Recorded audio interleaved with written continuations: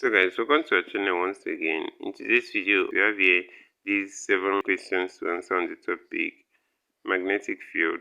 So guys, this video will be about properties of a magnet and magnetic materials. So ensure to stay till the end of this video, as this is a very important one. So let's go ahead and start with the first question here. It says, if the bar magnet is accidentally broken into 3 places, as shown in the diagram below, the polarities of P and Q are respectively, we have A, south and south, B, north and south, C, north and north, and D, south and north. So guys, you should always have in mind that when you break a magnet, the polarities at the end of each of the magnets will actually be such that there will be a force of attraction between the end of the first and the beginning of the second. So guys, looking at these magnets, since this first magnet has north at the initial pole and then south at the end, so the next one is going to start with the north, which is P is north, and then Q is going to end with the south. So usually there is a force of attraction at every point in this bar magnet, and there is unlikeliness of charges to intersect. So as such, option B here is the answer to this question. So you have north and south for P and Q. So that's it for this question, guys. So let's go ahead and consider the next question. So that's question number 2 here. It says, a 12 ohm resistor dissipates 8 kilojoule of heat in 20 seconds. Calculate the current through the resistor. So guys, let's employ the formula E is equal to I square RT. So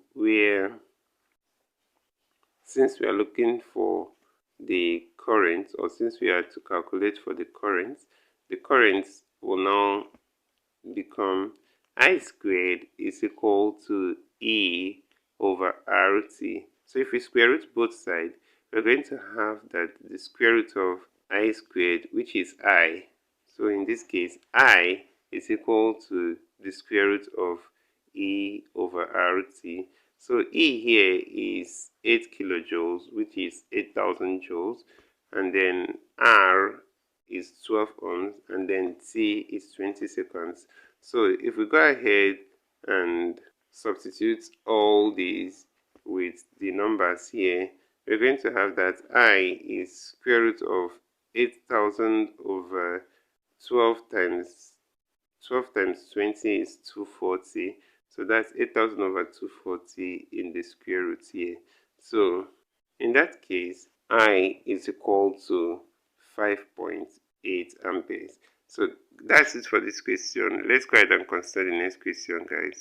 So the next question we have here is question number 3. It says, in order to prevent bar magnets from losing their strength, they are stored with keepers such that the 2 bars are placed with A, unlike poles facing each other, and the keepers placed between them.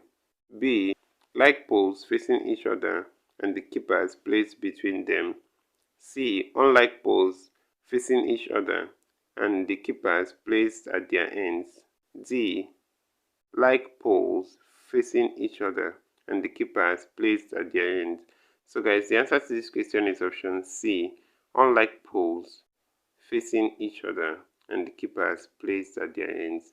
So that's it for this question. Let's go ahead and consider the next question, guys. So that's question number 4 here. It says, which of the following statements about a ferromagnet material is correct? It A, has a low relative permeability. B, repels other magnetic materials. C, attracts non-magnetic materials. D, has a high susceptibility. So guys, the answer to this question is option D here. It has a high susceptibility. And that's it for this question. Let's go ahead and consider the next question, guys. So that's question number 5 here. It says, which of the following statements is not correct about steel and soft iron? We have A, soft iron is more readily magnetized than steel. B, steel is more readily magnetized than soft iron. C, permanent magnets are usually made of steel. And D, soft iron more readily loses its magnetism than steel.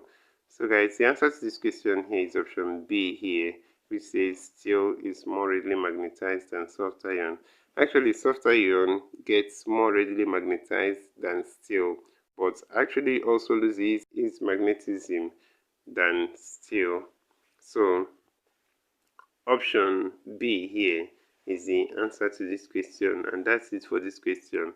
So let's go ahead and consider the next question, guys. So guys, the next question here, question number 6 says, a bar magnet is broken into two pieces.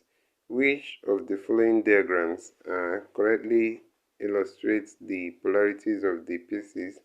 So we have the diagrams here. So guys, you should always have in mind that when a magnet is broken, there is always force of attraction between them.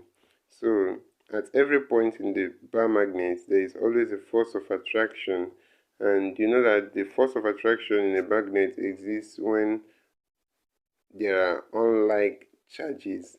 So this means that at every point in the magnet, you will have two unlike charges, and the likeliness of charges here do not intersect.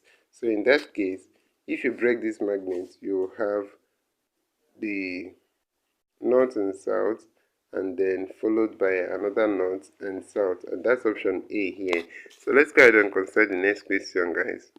So the next and last question here is question number 7. It says, which of the following statements about a bar magnet is correct? We have A, the magnetic properties are more pronounced at points near the ends of the bar. So guys, no need of checking other options here. This is the correct answer to this question. The magnetic properties are more pronounced at the points near the end of the bar in a bar magnet, and that's it for this question. So guys, this is where we'll end this video for today. If you enjoyed this lesson, please give it a thumbs up. Don't forget to subscribe to this channel if you're not a subscriber. So guys, we also want to encourage you to join our YouTube channel community. So you can join this channel community by hitting the join button below, and we'll see you right there. Thank you once again for watching this video, and see you on the next one.